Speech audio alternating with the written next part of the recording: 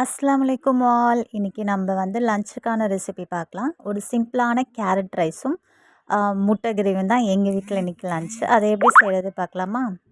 First ஒரு கடாய் வச்சு எண்ணெயை ஊற்றிக்கோங்க. அதில் வந்து 2 காஞ்ச மிளகா, கொஞ்சம் கடுகு, அப்புறமா ஒரு கொத்து கருவேப்பிலை. இது பொரிஞ்ச பிறகு நான் ஒரு 3 வெங்காயம் கட் பண்ணி வச்சுருக்கேன், மீடியம் சைஸ் தான். அதையும் வந்து நல்லா வதக்கிக்கலாம். இது சாப்பாடு செய்கிறது ஈஸி தான், ஆனால் டேஸ்ட் ரொம்ப நல்லாயிருக்கும். ஒரு 1 ஸ்பூன் அளவு இஞ்சி பூண்டு பேஸ்ட்டு போட்டுக்கலாம். அதையும் நல்லா வதக்கிக்கலாம். இப்போ ஒரு 1/4 ஸ்பூன் அளவு உப்பு சேர்த்துக்கிறேன்.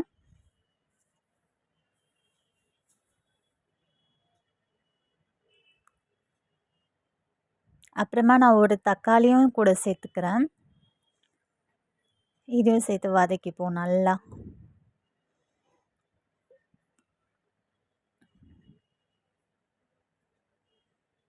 இப்போது ஒரு 1/4 ஸ்பூன் அளவு வெறும் மிளகாத்தூள், 1/4 ஸ்பூன் அளவு கரம் மசாலா, 1/4 ஸ்பூன் அளவு மஞ்சத்தூள், இதையும் கூட சேர்த்து வதக்கிப்போம்.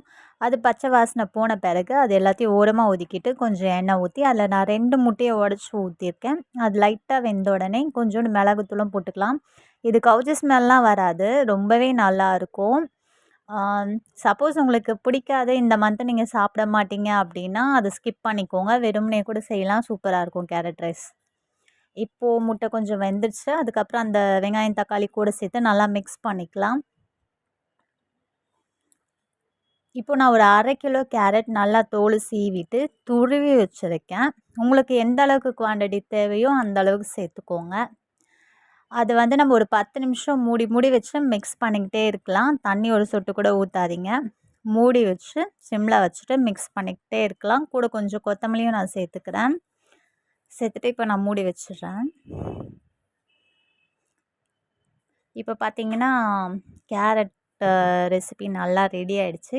இப்போது நம்மளோட சூப்பரான கேரட் ரைஸ் தயார். தேங்க்ஸ் ஃபார் வாட்சிங். பாய்.